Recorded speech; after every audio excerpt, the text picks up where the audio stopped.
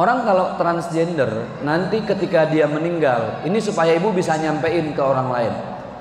Ketika dia meninggal, maka prosesi melayani dan mengurus jenazahnya harus dikembalikan ke. Assalamualaikum warahmatullahi wabarakatuh. Sohib-sohib santuy, sebelum nonton jangan lupa ya, klik like, subscribe, tekan loncengnya, dan share. Manusia setengah ustaz.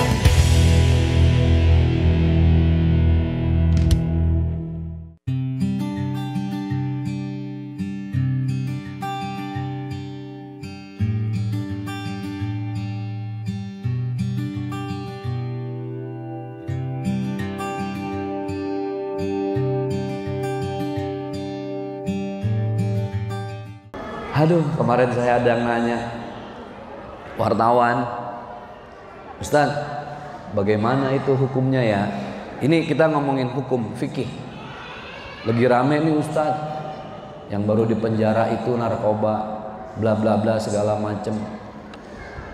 Itu gimana sih statusnya kalau orang, itu kan namanya transgender. Trans itu pindah gender kelamin. Jadi orang pindah kelamin atau rubah kelamin. Kalau kayak kita inisial aja lah, LL ya. Itu kan dari laki ke perempuan. Coba deh pakai logika. Kalau laki pengen jadi perempuan, mohon maaf, masih gampang, simple operasinya. Betul nggak? Mohon maaf ya.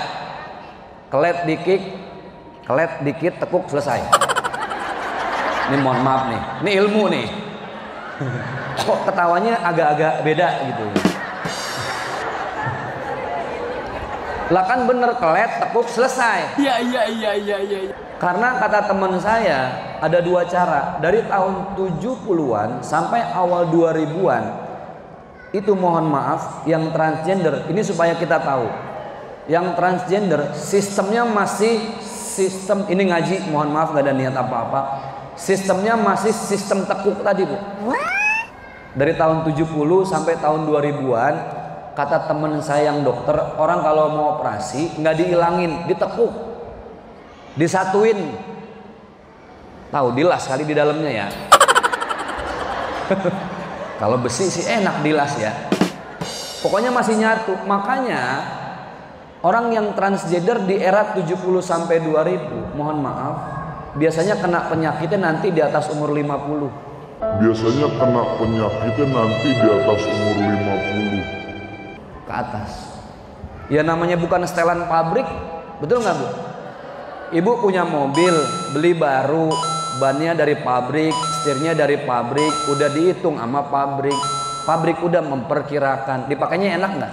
Enak. Sekarang bannya ukurannya dari pabrik, ibu rubah-rubah. Dibikin peleknya gede, knalpotnya berisik, dipakai enak nggak? Nggak ada.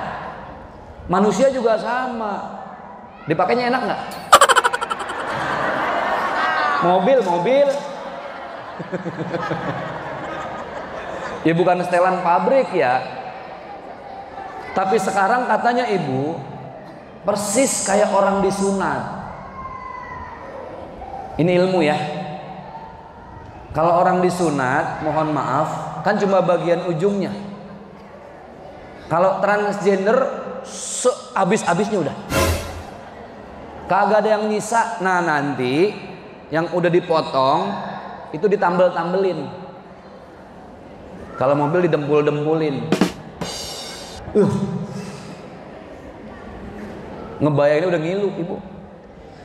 Kalau laki mau jadi perempuan masih gampang. Ini yang ribet perempuan mau jadi laki. Lu mau pakai apa?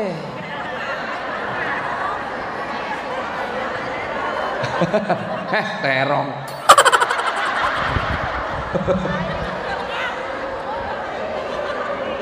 Ini ngomongin transgender. Saya bilang ke teman-teman wartawan waktu di wawancara, orang kalau transgender nanti ketika dia meninggal, ini supaya ibu bisa nyampein ke orang lain. Ketika dia meninggal, maka prosesi melayani dan mengurus jenazahnya harus dikembalikan ke kelamin aslinya. Paham ya? Semua ulama sepakat, mazhab Syafi'i, Maliki, Hambali, Hanafi sepakat, kalau urusan transgender ketika dia meninggal walaupun sudah operasi kelamin, tetap nanti prosesi mengurus jenazahnya dikembalikan ke kelamin asal. Tidak bisa tawar menawar. Kenapa? Karena bagian dalamnya masih setelan asli. Kelamin bisa dioperasi, tapi rahim bisa nggak? Rahim itu setelan Allah, Ibu. Sebenarnya transgender itu awalnya dalam bahasa Arab disebut dengan khuntha. Khuntha itu orok, bayi, lahir, kelaminnya dua. Kelamin ganda. Kelamin lakinya ada, kelamin perempuannya ada. Terus Pak Ustadz, bagaimana menentukan kelamin aslinya? Lihat, ketika dia pipis, buang air kecil, airnya keluar dari alat kelamin yang mana? Kalau keluarnya dari alat kelamin laki-laki, berarti dia laki-laki. Kenapa? Bagian dalamnya laki-laki. Tapi kalau air kecilnya, pipisnya keluar dari kelamin perempuan, berarti dia perempuan, kelamin laki-lakinya harus dihilangkan. Itu yang boleh dioperasi. Tapi kalau cuma sekedar fashion, kepengen jadi laki atau kepengen jadi perempuan, itu yang nggak boleh.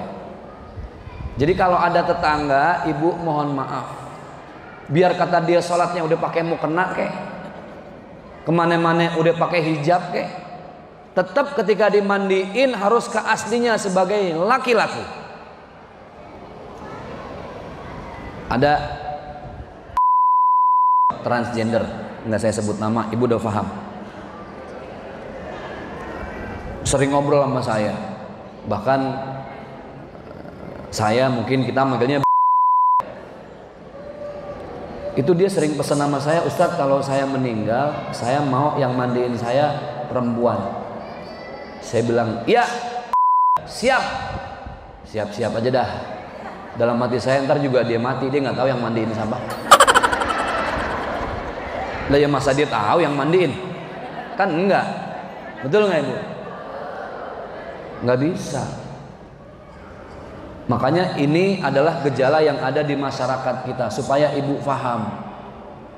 Bapak ibu, virus laki-laki pengen jadi perempuan itu sekarang udah di mana-mana. Saya kalau ngisi acara nih di TV-TV, di semua TV, itu yang bagian make up kagak ada yang perempuan bener. Cucok setengah matang semua. Ya jadi-jadian ibu. Lah kita kan manggil yang begini ribet ya. Kita mau panggil abang, dia pakai rok sama high heel. Kita panggil mbak, betisnya gede. Saya kalau udah gini manggilnya biasanya kakak, biar aman. Itu pernah ada tukang make up ya, saya lagi acara make up. Kalau Ramadan kan biasanya kalau di ruang make up kita suka pada ngedeprok tuh, karena nungguin buka puasa. Udah ngedeprok, ya Allah tuh yang setengah mateng bu, duduknya depan saya, mana pakai rok mini. Lah saya depan dia serba salah. Gua nggak lihat depan gua, gue lihat dalamnya sama gua.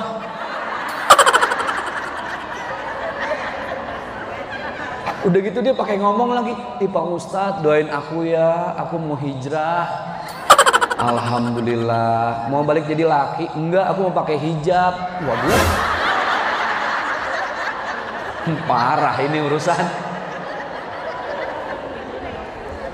Apa banyak seperti itu? Mohon maaf bu, yang begini mah cepet nyamber, sama kayak orang latah.